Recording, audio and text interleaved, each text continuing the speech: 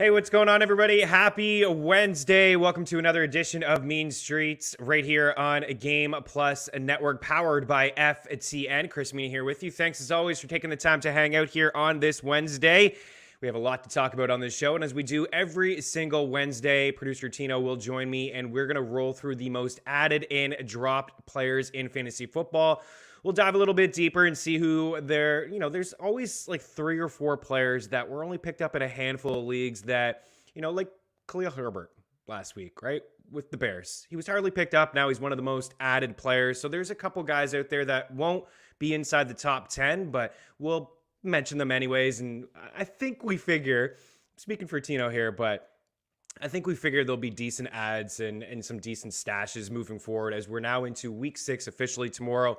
It is Bucks and Eagles and bye week. So there's 4 teams on bye this week and injuries. It was a rough week last week in terms of just big time players going down, of course, Saquon Barkley and Clyde Edwards-Helaire. So we'll touch on the most added, the most dropped, the most traded, some buy low candidates, some sell high candidates. If you have any questions, you're following along here on the YouTube page, please leave them there and in the YouTube section, and we'll address them here throughout the show. Starter sits, anything you have, trade questions, hockey, baseball, not so much basketball. We're a little under a week away, but I don't know. I don't have too much advice when it comes to the NBA. I do have my first fantasy basketball draft happening on Friday.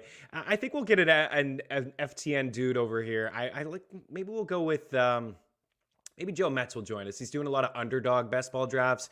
He's got his podcast. I just tweeted it out this morning. He had an episode last night with part of the FTN crew. So if you're doing some basketball drafts here over the weekend, maybe we'll come up with a couple late round sleepers and some targets for Friday's show. We'll take care of the NBA fans out there. But it's just going to be a lot of football, some hockey towards the end of this show. And that's actually where we're going to start here today, is just in the NHL. So first 2 games in the books, and I think the first game was pretty boring, to be honest with you.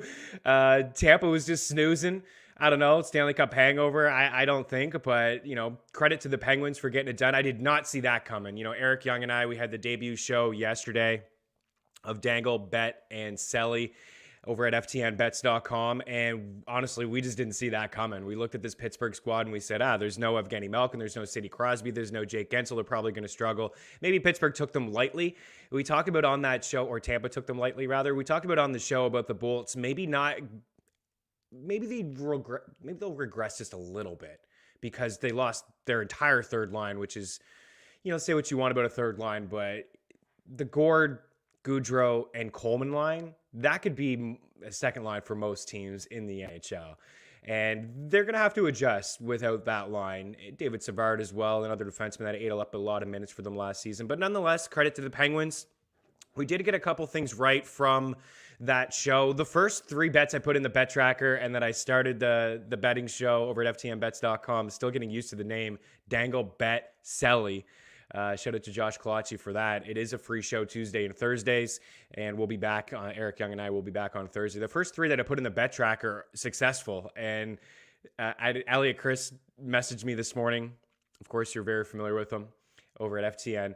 A stud in the betting industry, and he says, congrats on the 3-0 start. And it's like, started 3-0, but didn't finish 3-0. So a few other bets that I put in were not winners, but we started with Brian Rust. We got lucky with that one. He got an empty net goal towards the end, but he finishes the game with 3 shots and a goal. And Danton Heinen, I looked everywhere for his shot prop. I finally found it later on, like a half an hour before the game. But if you are subscribed over at ftnbets.com, I will say FTN Alerts. I've said it a couple of times, but FTN Alerts is great. And if you're live in our Discord channel, I usually write in the Discord channel, hey, finally found Heinen. I'm going to put him in. He's at 1.5 shots at -125. That was over at DraftKings. So we got that a little bit later on. He had 4 shots and 1 goal. I'm interested in him. When Gensel comes back, it's probably, he jumps down to the second line, but he's going to probably play in a top 6 role. He's somebody to monitor because he's going to get a lot of ice time. If you look at his track record, his first 2 seasons in the NHL, he had double-digit goals. He played for a bad Anaheim team last season, so, he just didn't really play with a lot of good players. But, he could play with Jeff Carter on that second line when Crosby comes back, him and Gensel, and then Carter and Heinen could be a thing in fantasy. We could talk about them from a DFS standpoint and a shot prop standpoint. We had Heinen as a value play yesterday at FTN Daily. But man, the Kraken and Vegas game was certainly entertaining. It was 4-3 final from Vegas. Tino says he's going to adopt the Kraken as his squad. And you know what? He may not be disappointed. I thought it was a pretty good showing. Early on, it looked like, oh boy, they are going to get wrecked in this game. Vegas went up 3-0. And then the Kraken fought back. They tied it up at 3. Vegas goes through these moments. That's been the one issue that I've had with him over the past couple of years is they look so strong and all of a sudden they just go to sleep. Maybe they're up in a game and they're just quiet in that game and all of a sudden the team comes back in. And you saw Seattle tie that game up 3-3 and then the very next shift, I think maybe the second shift after the game was tied, Vegas finds a goal in the back of the net and, they win that game. But a couple guys I was very impressed with. We had the Pacioretty shot prop, 2.5. That was what Elliott had, Brian Russ, and then Pacioretty as singles and then parlayed them in together. Pacioretty had 2 goals and assists and 8 shots. He's just a volume shooter. Anytime you see him at 2.5, you have to jump on it, no matter really what it is. If it's juiced up to -160 to the over 170, I know it doesn't feel great to play that as a single. Maybe, you can put it into a parlay and make it worth your while, but he's a guy that is a volume shooter. He's a bit of a puck hog. He likes to shoot the puck. He's really good at shooting the puck. So a good start for him. Marchessault had 4 shots and a goal. He's always going to be on my radar as well. Those are the 2 Vegas guys. And if you want more, you get into Pietrangelo and Shea Theodore. But those guys didn't hit yesterday. Stone has the 3 assists. From the Seattle side, there was a few guys that really stood out to me last night. First of all, Mark Giordano, the captain, he's going to be a fantasy stud. He's going to get a lot of ice time as much as he can handle. I know he's a little bit older, and it's possible that he's flipped at the deadline if the Kraken aren't playing well. It is possible. I mean, they could get a pick or 2 from him. He would be a nice asset for anybody going on a Stanley Cup run. But 5 shots on goal, 2 blocks. I think he played about 23 minutes. He's quarterbacking the first power play. So he's going to be a guy that touches a lot of categories in fantasy. He's most likely owned, but he's going to be somebody that we'll talk about in DFS. And I thought, Dunn looked good. He's on that second power play unit. He's a guy that's still available in leagues, sub 50% ownership in Yahoo and ESPN. But a couple guys that really stood out to me. I mean, Jerick Mckenna is a really good player. He scored a goal. I thought it was Jaden Schwartz's goal, but nonetheless, they gave it to Mccann. When Yanni Gourde gets back in the lineup, Mccann probably jumps to that second line or drops to it, but I still think he's going to be, I think he's in for a breakout season. But 2 guys I wanted to find that I could not find at all for shot props. And I wrote them up in the DFS article as value plays, and they both scored goals. And I looked everywhere to try to find a Ryan Donato first Seattle Kraken goal. Oh, it burns me. I couldn't find that prop anywhere. I could only find first goal of the game, which went to Pacioretty. I could not find a Ryan Donato first Seattle Kraken goal. I wonder what that would have paid. He was plus 450 just to score last night, and he scored Seattle's first goal. He's on that first power play unit. He had 2 shots. He would have been at 1.5 shots. It looked forever for him. And Morgan Geekie, who had a goal and a snipe. He was very impressive, in my opinion. He was, I think, the best Kraken on the ice last night. I'm not saying to go pick him up in a 10 or a 12-team league, but hopefully, because of that performance from Geekie and Donato, that these guys are going to show up for shot props, and they're probably going to be at 1.5. So those were the 2 guys that really stood out for me for Seattle. And they're going to hang. They're going to hang around with teams. That Pacific Division is not all that good. You're going to get games against Anaheim and LA and San Jose. I think the Kraken are better than those 3 teams. They played with a lot of energy. They played with a lot of pace. They do have good goaltending. We can't really fault Grubauer on last night's performance. There was one goal looked kicked in, and Pacioretty's just a sniper. But Seattle's going to hang around. They're a pretty strong, solid team.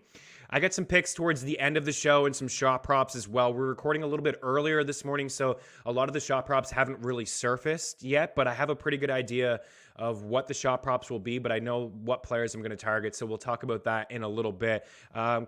Quickly, baseball, Houston, done. My White Sox, see you later. Done again. Another year. Couldn't hack it. The Astros get it done. I owe a couple jerseys to the guys over at FTN. We did a little bit of a jersey bracket, and I'm screwed. I'm out of 2 jerseys already. I got to buy 2 jerseys. So it's Houston and Boston, which gets underway on Friday. And then Atlanta took care of the Brewers. Man, how about the Braves? They lose Ronald Acuna Jr. They lose Sorokin. A couple other players that they lost, and they didn't fold. They went for it. They really did. I mean, they acquired Soler, they acquired Eddie Rosario. They made some just small additions, and here they are. They've moved on, and they're going to wait the winner of tomorrow night's Game 5 between the Dodgers and the Giants, Julio Urias and Logan Webb, who had 10K, and both guys won their first matchup in this series. So that game is tomorrow, and we'll preview that one tomorrow. We're going to take a break. We're going to talk about some news, notes, some injuries, and we'll take a look at the most added and dropped players in fantasy football. Mean Streets continues right here on Game Plus Network.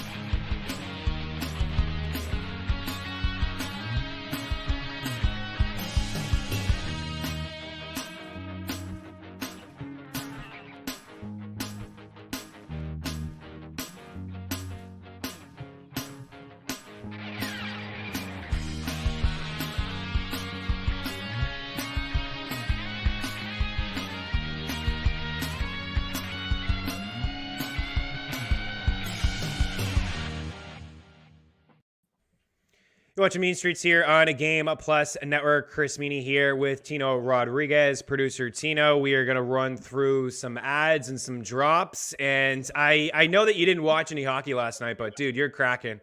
They look pretty good. They were getting pucks in deep. They're strong in the forecheck. And, you know, they hung around with one of the best teams in the NHL last night. The only thing I saw was the Knights intro where it was fighting the Kraken on the ice. I've been to one hockey game in my life. It was Flyers Rangers, and I assure you there was none of that. So I think I got to go to Vegas, not only see the Raiders, but see some Knights versus Kraken action if I could catch that. Was that at MSG? You went to watch that? No, I went to school near Philly, so it was at Wells Fargo. Oh, so Wells Fargo. Yeah. Okay, Rangers nice. Won. I didn't have a sword in the fight. It didn't matter. But. You were just there. Yeah.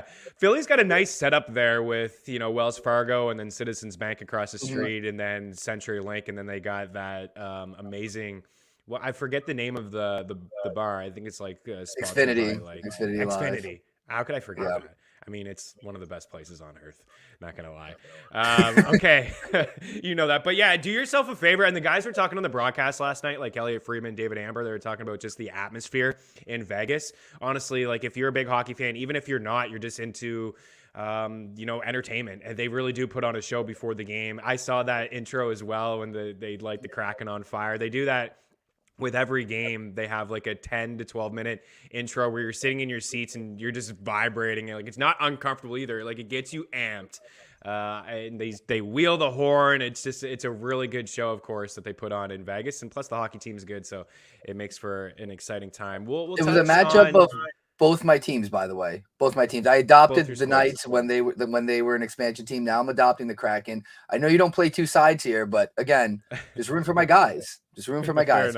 Fair enough. I play two sides in baseball all the time because the Halos never make the playoffs, and I always adopt a team, and the team that I adopt in the playoffs seems to get bounced right away. So the White Sox are done. The Astros and the good call by you too. When we talked World Series odds, you were in on just a long shot with Boston, and I don't know, man. We didn't get to talk about this. Did you see the play when it went off Renfroe off his leg and over the fence? You saw the play. The rule is a little sketch, but it's the correct rule. They made the call, but they may have to rewrite that, man. Like that seemed a little unfair. If they allowed the runner who had to go back to third to score, I think it would have been less of a problem. But them ruling that a traditional ground rule double makes it the issue because you're rewarding the defensive player in baseball for making that mistake. If it one hops the wall, goes over, no doubt ground rule double. Hit off the wall, hit off the player, then goes over the wall. The runner was going to score. I think Rosarena was rounding third. He would have scored easily, but instead no run score. They get out of that inning. So I think if it hits the player after it hits the wall and goes over, it should be a home run, kind of like a Canseco thing when it hit off his head, right? But fine, if you want to call it a ground rule double, that's one thing. But the umpires had the discretion to advance the runner from third and judge if he would have scored or not, and they didn't. And I thought that was even more controversial than the call itself. Yeah, I mean, I think it was the right call. I mean, the ump has the discretion, and he's rounding third by the time that happens. But you're right; it's a penalty on the quote unquote defense, but yet the offense is not getting rewarded. Like in other sports, the ball goes out of bounds in the NBA, the other team gets it. Football, you step out. Like hockey, penalty. Like the other team gets rewarded for something like that. And I just felt like Tampa got burned, and it really just turned everything. I get it. It was one run, and Red Sox walked off with a 2-run blast. But I mean, the momentum in sports is I believe in it. I know a lot of people don't believe in that, but it carries over, man, and it's uplifting and it's deflating on the other side.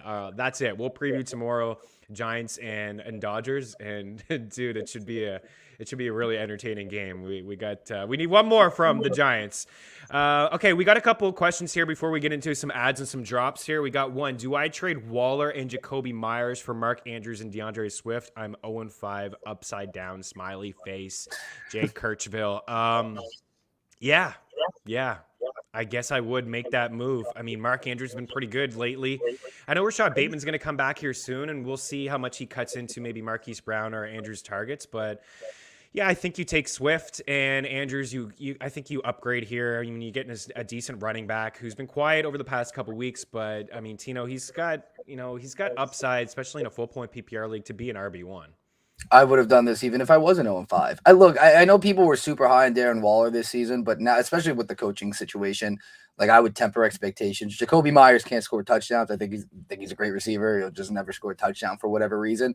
But like to your point, Swift has been quiet, but he's still doing more than I think a lot of people in preseason expected, including us. I mean, like I told you, in one league, I'm just decimated with running backs. Had Clyde, David Montgomery, Saquon. So now I got to start Jamal Williams. So I'm almost on the other side of this. I want Jamal Williams to be better, and he's been fine. 8-9 points in a half-point PPR league every week. He's okay, but like I think Swift is healthier than people thought, and I think it's only a matter of time before he starts doing what he was doing last season. Yeah, I agree. I would make that move. We got another one here from Brock Goose. Yo, fellas, I'm 5-0. Oh, baby, let's go. We have 1-0-5. We have 1-5-0. Congrats. Very jealous. 10-team PPR, 2 flex. What do you got here? Trade Eckler. Trade Eckler and Deontay for CMC and Jacoby.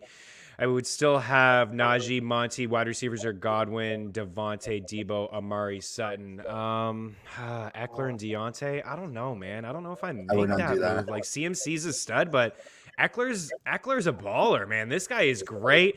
I've rested the season rankings over at ftnfantasy.com. I haven't adjusted them just yet. I did them last week, and I had Eckler at number 3. I had him over Kamara, had him over Saquon, unfortunately, with that injury. But Zeke, I'm very impressed with what I've seen from Eckler. I love this Chargers offense. He's getting used properly. We said it after week 1, right? Remember we talked about the red zone usage from Eckler? He had as many carries inside the 5 in week 1 that he had in all of last season, and he's getting red zone opportunities. They're just using him differently. They're playing up-tempo. They're being very aggressive. And Deontay, man, when that guy plays, he's a target hog. I think I would just hang. Am I crazy with that one? Like CMC is a nice get, but man, you never know. He could suffer a setback. I see what he's doing there just because he has like such a surplus of wide receivers. I mean, that's crazy. Yeah. 2 flex, like it's a really good thing, but it doesn't hurt in a 2 flex league to have all that because Debo's on a bye. Bye weeks are going to start to hit. Maybe Sutton gets hurt again. Amari's been battling injury. Quickly, that depth could turn into, wow, I'm really glad I held on to Deontay. So, like, granted, you get the best player, I guess, quote unquote, in this trade, which is something we talk about a lot. You want to get the best player, but you give up the better package. We just mentioned Jacoby Myers. So, like, I think, like, Eckler's so neck and neck with CMC.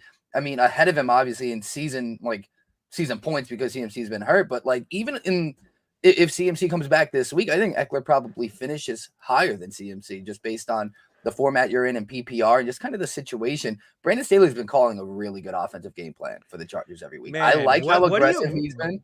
Yeah. What do you make of him? He's refreshing.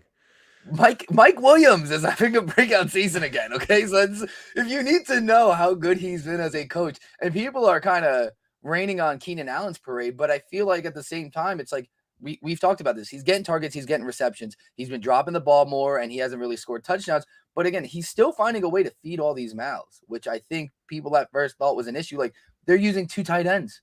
They have 2 tight ends that are viable, and Parham and Cook. They've both had games. Yeah. So it's like he knows how to use his weapons, and you're seeing it. And they are utilizing Eckler, I mean, to the fullest. It's like he's set and forget. Like, you don't even got to worry about a guy's getting 20 points a week.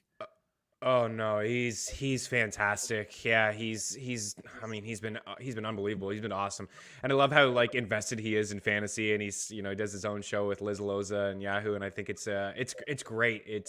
It's awesome to just, hear him talk about the game differently and have like a bit of a fantasy spin and talking about like his peers in the league as well. It's pretty cool. And he has talked a lot about Staley and just the identity that he's given them and a lot of confidence. When your coach, I think they're 7-8 on fourth down this season. There was a point in that game against Cleveland where they're down 2 scores midway through the third quarter in their own end, like I think on their 22 or something like that. And it was like 4th and 6, and they went for it. And it's like, wow, it's just so it's when you think about it, it's like, wow, why would you do that if you don't get it? You're down 3 scores, but heck, you got Justin Herbert. You have the weapons that you just talked about. Parham is an absolute mismatch, especially inside the red zone. They have a lot of confidence. He has a lot of confidence in the team to get it done. And when, you call that play and you get it, everybody just feels, I think they all buy into the system, and they're feeling the coach, they're feeling the play, and they start to feel themselves. And, it's a good thing. So it could backfire a little bit later on, but he's done a couple things where I've been like, whoa, like against the Chiefs, just like we're not going to slow the clock down and kick a field goal here. I see Mike Williams one-on-one, and I'm going to throw him a fade in the end zone. And we're going to score a touchdown because Mike Williams is a beast. And same thing happened in the Browns game. In the Browns game, you saw it. They're like, we're just going to air this out. And the Browns were doing the same thing, but that's a game the Chargers want to play. Like, if you want to play that game, they're built for a shootout like that. Oh, so one more thing here, Brock. You also have Monty, who's hurt. So I wouldn't trade a guy who's been stable in Eckler for another kind of injury liability in CMC who's been hurt the last 2 years. You would then kind of, destroy your RB core there. I think I would ride Najee and Eckler as long as possible, especially with Monty's injury. Maybe when he comes back and you feel better, or if you can get his handcuffs, then we could talk a different thing. But, with Monty out, I'd probably hold on to Eckler. We'll probably do ads and drops. We'll pair them up in the next segment here. I want to continue something here with Brock.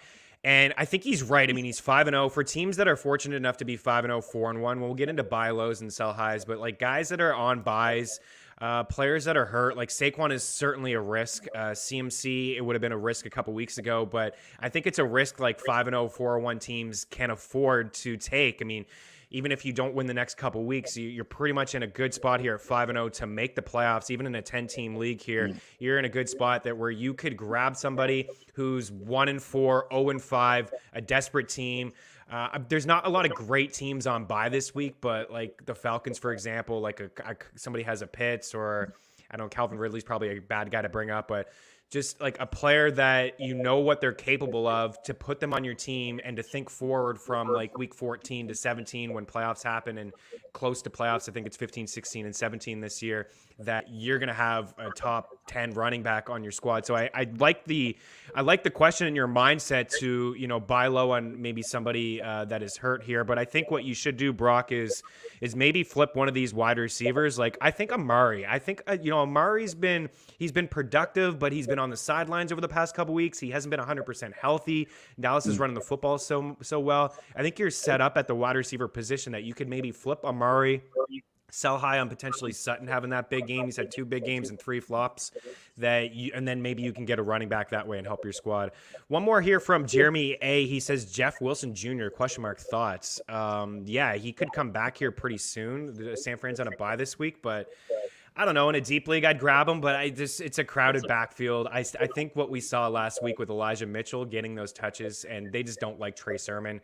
They went ahead and they played Elijah Mitchell in week 1 and week 2 over Sermon. Sermon really didn't touch the football until 3 or 4 guys were already hurt inside that offense. So you'd have to be in a 14-team league to pick up and stash him, but I don't think you're ever going to feel great about rolling him out or starting him. I do believe Elijah Mitchell is the guy. Do you agree with that? Until he's not, I guess. I'm so confused on the 49ers backfield. I'm so confused. I have Elijah Mitchell everywhere. And again, I'm in a situation where all my running backs are hurt and he's on a bye. So the thought of having to drop him, even though I didn't want to, had to cross my mind based on bench space. Certain leagues, I have a ton of bench space. Others, I have 5 spots. I got 3 guys hurt. I got a receiver. I got Devo on a bye. It's like you got to really feel confident in holding on to the guy. So I'm holding on to Mitchell. But honestly, I don't even think I want to touch the 49ers backfield as much as they run the ball. And you're seeing it with the Ravens too. I've kind of come full circle on this. It started that I know these teams want to run the ball. If we could find the guy who's going to get the carries, it's like, a run heavy team. But now it's such a headache. It's every week. We said it. I mean, and we'll get to buy lows, most drops, so on and so forth.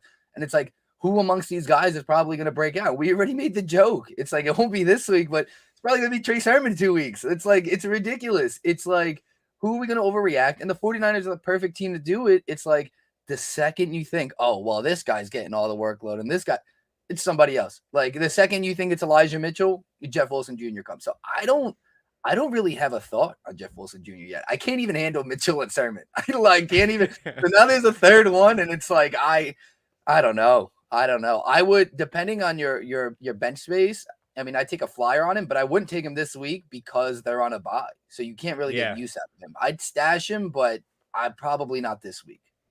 Agree. And I get it from Jeremy. I understand the question because, I mean, he's been following probably Shanahan and the running back roulette that's been the case for him in his backfield over the past couple of years. He could get some play. He could get some play in the second half of the season, but you have to be in a deep league. And I do believe that Elijah Mitchell is the guy for now, but who knows? We'll see. We'll take a look at the most added and the most dropped here next. Mean Streets continues on Game Plus Network.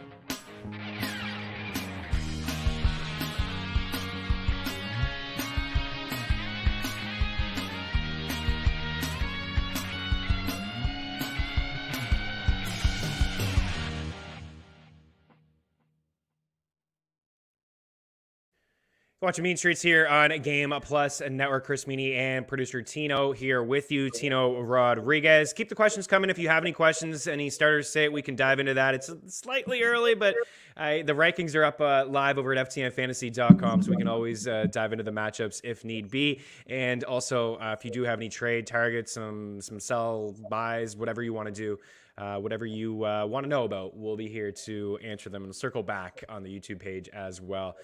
Okay, so let's do ads. Let's take a look at the most added players here over the past 24 hours. So no surprise to see the two guys up at the tops, Darrell Williams with CEH on IR now, and he's going to be sidelined for a few weeks. And then Devontae Booker of the Giants, the second most added player. Kadarius Toney, your last chance. It was your last chance to get him. I believe, Tino, we had him up at the top of our waiver wire rankings last week. You talked a lot about him at length, and he balled out last week. Hunter Henry, another strong game from Hunter Henry. Marlon Mack, Carson Wentz, so a couple Colts in there. Myles Gaskin, so he was the most dropped last week. We can get into this in a second, but it's been whoever's been on the most dropped. There's been one player on the most dropped every single week. The following week, they're on the most added.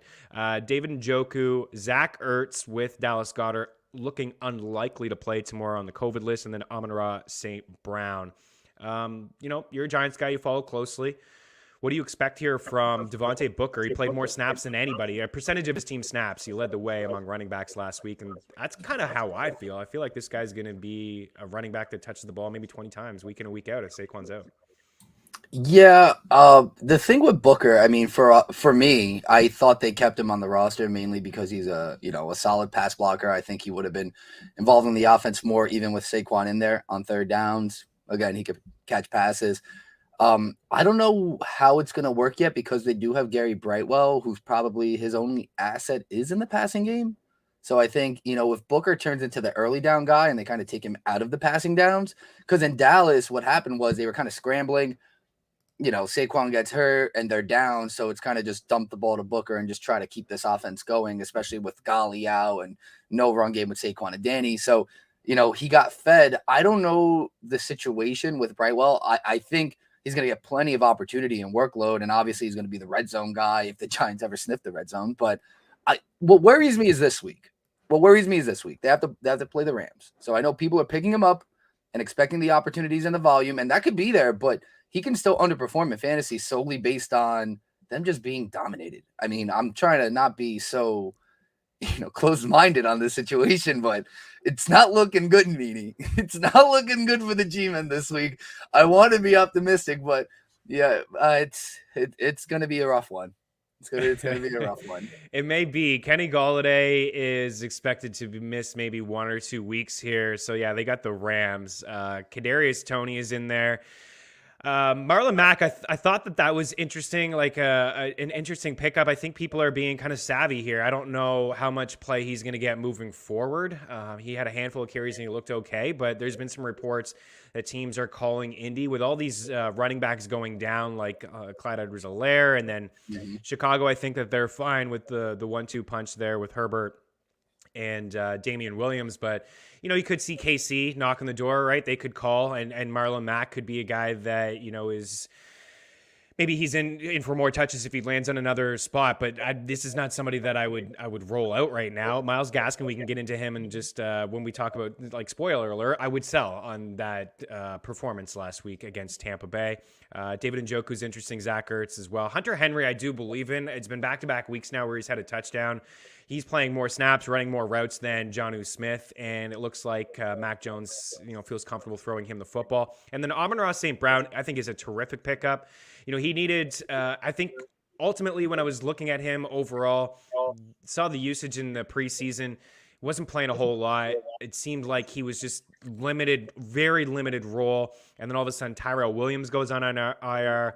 Quintez Cephas is on IR. It looks like he's done for the season with a broken collarbone. Teams are just taking away TJ Hawkinson. So Amon-Ra St. Brown, although he may not be super efficient, he may not score a lot of touchdowns, he could fall into a lot of targets. And I think that's very valuable on a Detroit team that's been playing from behind most of the year. They've been competitive. They've hung around in a lot of games. But Amon-Ra St. Brown is a guy who may just, I don't know, man. Like, I got him ranked as like a borderline flex play this week in a half-point setting with teams on buys and injuries happening. Do you want to say anything about Kadarius Toney? Are you concerned when Shepard comes back? Like, what's his role? No. We don't have a quarterback or a running back right now, and he can do both of those things. So I'm going to be fine. As long as Jason it's true, though. He played the Wildcat in the red zone. He had a red zone carry. This is just the facts. I mean, people called him a gadget player when he came in. This is the situation you need a gadget player. If Mike Glennon goes down, don't be surprised if he's taking snaps. I mean, that's where it's at. It's like, everything's falling apart for the Giants. And, my comment on Kadarius Toney is he did something I wish I could have done my entire life, and that's throw a punch at a Dallas Cowboy. It's like I wanted to give him a hug, Meaney, when he did that. I'm like, yes, Kadarius, I feel you. It was shooting through me. Childhood Steven, Tino, was shooting through me as he threw that punch. He missed, but, it's the thought that counts. No, I feel good about him because of all the things he can do. I wanted to circle back, and we called Gaskin finishing top 10 this week. And if you did get him for free, definitely sell him, because we said that was going to happen. And I think Amon-Ra St. Brown is the most interesting here, because if people followed this show when we were doing underdog drafts and a lot of best ball stuff, we took him super late because of some preseason hype, but I've kind of been waiting for this. I mean, we knew this would come. Now the targets are there. He's being efficient with his targets. I think he was like 7 to 6 last week, or 6 to 7, however you want to say that. And, the week before it kind of followed with 6 targets. So I like where that's headed. I know the Lions are kind of the Lions, but they're going to be down. And, we thought Khalif Raymond would have been the guy. He let me down tremendously last week, the 1 week I needed him. And if it's time, to hop on the Amon-Ra St. Brown bandwagon, I've been waiting for it. My best ball teams have been waiting for it, Meaney. So you know what? If this is the time, let's ride the ship. I'm here for it.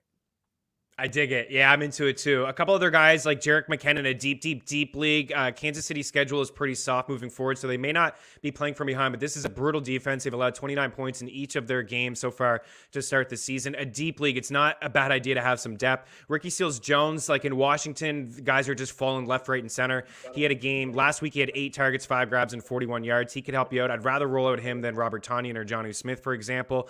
Khalil Herbert played more snaps than Damian Williams and looked like the better running running back. His ownership is only 23% in Yahoo leagues. I think he needs to be owned. And, I don't know if you're playing him, but you never know what could happen with Damian Williams, Montgomery. We just don't know when he's going to return either. So those are a couple guys in deeper formats that certainly could help you out. All right, we'll take a quick break and we'll look at the most dropped players in fantasy football. Keep her locked.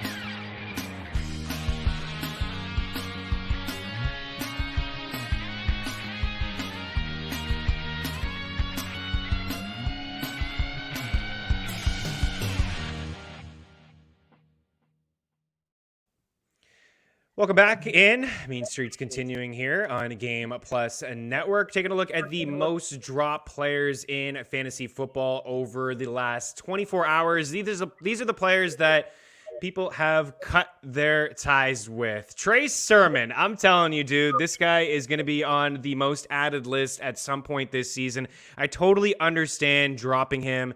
San Fran's on a bye. You could be, I don't know. You could be off to a bad start. You maybe in a 10-team league. I totally get it. I understand it. Me personally, I have him in a couple spots. I'm going to hold. Like if I could have gotten Booker or Williams or Herbert, then I would have made that switch. Unfortunately, those guys I just weren't able to get. So Sermon's going to stay on my bench. It's just some running back depth. Cameron Brate, I get it. Trey Lance, same sort of deal. It looks like Jimmy Garoppolo is going to be ready to return for week 7 with San Fran on the bye. All reports indicate that Lance is going to be silent for a week or two with a knee injury. And I don't know, he didn't look all that great. From a fantasy standpoint, he has a high ceiling. He could be certainly a borderline top 12 quarterback if he's going to be the starting quarterback. But Jimmy Garoppolo's he's won games. So ultimately, San Fran is looking at the big picture here. And I'm convinced that they're going to roll with Jimmy. I think in a super flex league, you can, knock on the door of a Trey Lance owner and see if he's available. Or in a dynasty league, you could probably get him and Justin Fields in dynasty formats, especially if those teams that own those quarterbacks want to win now.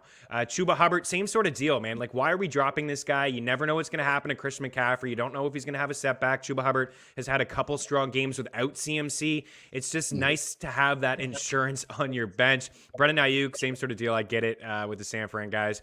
Kenyon Drake, Kenny Gallaudet, Jamison Crowder, Derek Carr, and Dallas Goedert. Dallas Goedert, I suppose. I mean, he dropped a pass in the red zone last week. I think it was at the 1 or the 2, which he has a touchdown. It's okay, but he's on COVID. You want to just stream tight ends is the way to go. If you don't have a stud tight end, I think you just stream and you figure it out week to week. Kenny Gallaudet here. I know we don't want to be all Giants here, but that's another guy. I wasn't sold on him coming into the season, Tino, but he's a guy that I don't know if I'm dropping him. I'm probably holding him and Crowder and just Chuba Hubbard. These are guys that I feel like you just never know what's going to happen week to week with these injuries. And what we've talked about so many times, there's always one guy on this drop list that's on the added. And this week, it was Myles Gaskin.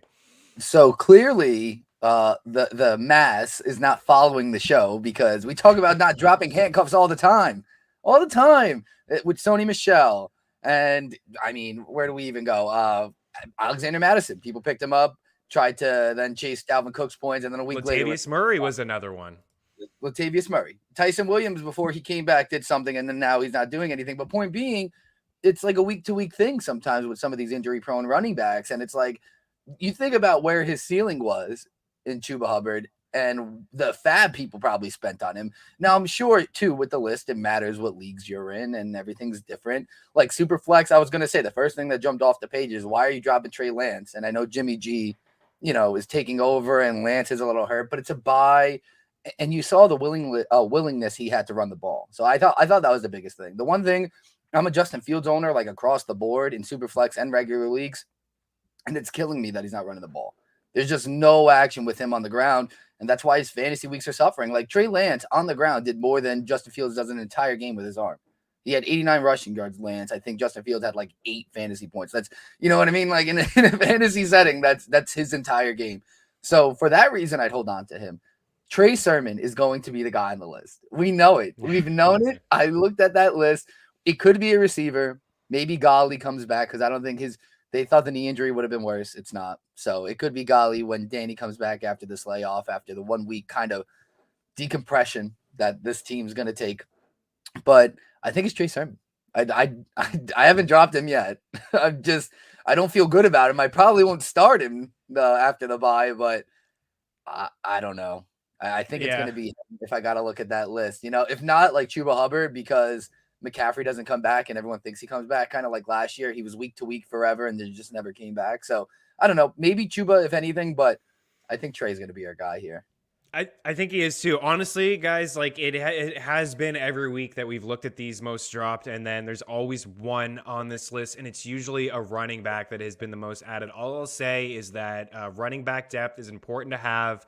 It's hard to cut ties with certain dudes. I totally get the Kenyon Drake call. We've seen before, like, what would happen with that offense if Jacobs missed some time, and it was Peyton Barber. It wasn't really Kenyon Drake. I don't know why they paid him all that money, but it was Peyton Barber who was getting the carries. So Kenyon Drake is just he's nothing really. Unfortunately, if you drafted him, you move on and you grab somebody else. But Jamison Crowder I think is interesting too in a deeper format. When the Jets come off the bye, I think he's going to be a guy that you can plug in there as a flex moving forward, and we'll see. We'll take a quick break and we'll look at some players that you can buy and some players that you can sell. And if you have any questions, you can hit us up. We'll continue the fantasy football talk here on Mean Streets.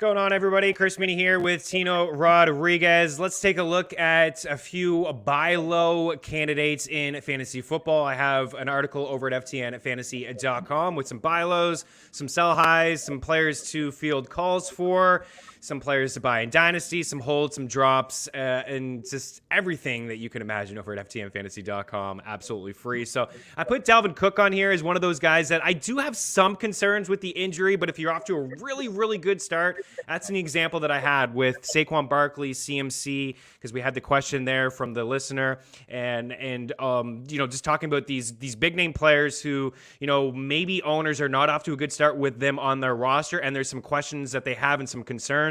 And if you're off to a really good start, you possibly could get Dalvin Cook, especially if he doesn't play again this week. That could be it for that owner. It's like, I've had enough.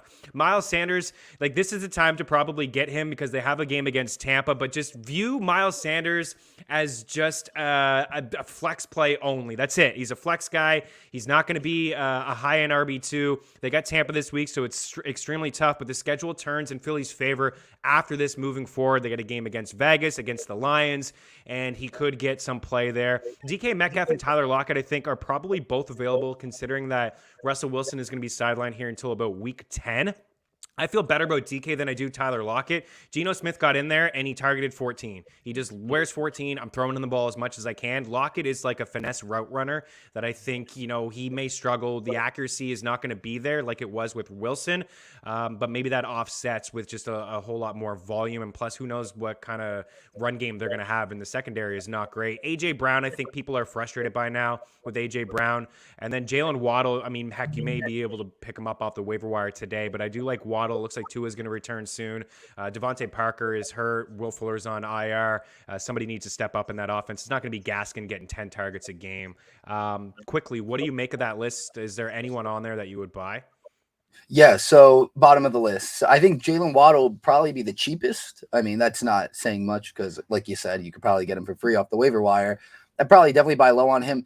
He missed a couple touchdowns. We were frustrated, I know, in terms of targets. I know you were on that too. I was on him to score, and he dropped one right in his hands in the end zone. So that was super frustrating. But I think Jalen Waddle's opportunities are there. You said it yourself. Ton of people hurt in Miami. I don't think Gaskin's production continues. So he's someone who, especially in season long, he'll turn into a flex play pretty comfortably, over time. A.J. Brown, I was thinking of buying him in Dynasty, actually, before, like a couple of days ago. Because I just think people are frustrated with him. Now's the time to do it. And this is someone, he's the perfect buy low dynasty guy because his career is going to be fine. He's a guy you want to have on your team moving forward. You just have to manage him this season. So if you're in a position and you have assets, like I have a ton of receivers that are producing like on my bench. I have a Pittman Jr. I have, I have a Deontay Johnson. If I really wanted to parlay two of those guys, I know they're younger and more than capable, and kind of take the chance at kind of solidifying a wide receiver one because I have some older guys. I have like an Adam Thielen on my team, and I'm looking to get younger and more solidified at that position. I mean, A.J. Brown was like a dynasty wide receiver one for a lot of people coming into this season. Now's a good time to try to go take a flyer and get him and see what it would take because it's going to be a lot less right now than it will be in the offseason or, when he eventually starts taking off. Yeah, I agree with that totally. Other guys that you can check in on, Sam Darnold. I think that was just an off week. I think he's going to be fine, especially in Superflex, like Superflex buy. Trey Lance in Dynasty. CMC, Barkley we touched on. Aaron Jones, people have questions about Jones. Dylan's starting to get some run. I would buy on Aaron Jones. Darrell Henderson, same deal. Melvin Gordon, it doesn't look like he's ever going to go away. Questions, what do I do with Stephon Diggs? There's people in there that are worried about Stephon Diggs. Just see if he's actually available. I don't think he is. Terry McLaurin, Marvin Jones, T. Higgins, Brennan Cooks, and Darren Waller, as well as TJ Hawkinson. You can knock on the door. We only got about 30 seconds, so I'll just touch on this myself, Tino. But if you can drop the sell high candidates here. Yeah, we got Damian Williams, James Conner, Myles Gaskin, Kadarius Toney, Marquez Callaway. So Callaway, I'm thinking, he had the big game, and we're going to see Michael Thomas return here pretty soon. The Saints are on a bye. James Conner's just been like touchdown dependent. He's still getting outworked and outsnapped and running fewer routes than Chase Edmonds. Sure, if you have him and he's your flex guy and you just continue to roll him out and you're like, he's getting double-digit fantasy points for me, fine, I'll just continue to do that. But if you can package him and something else for an RB2, I would do that. I'd make that move, maybe knock on the door of some of the injured player guys like a Joe Mixon or, Dalvin Cook we just touched on, maybe Saquon if you're off to a good start. I would make that move. You'd have a Saquon instead of a Connor. That's an upgrade in my opinion.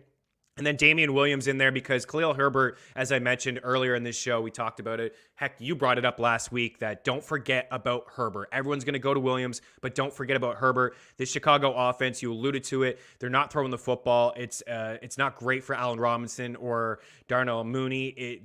They're not letting Justin Fields throw the football. They want to run the rock, and it looks to me like that's going to be a full-on 50-50 split. Williams gets a slight increase in full-point PPR leagues, but Herbert is going to cut in, so I would sell high on Williams right now, and he had a touchdown, so a good opportunity to sell. We got about 2 or 3 minutes left in the show. We'll touch on a couple of my favorite hockey plays. Keep your lock. Mean Streets continues here on Game Plus Network.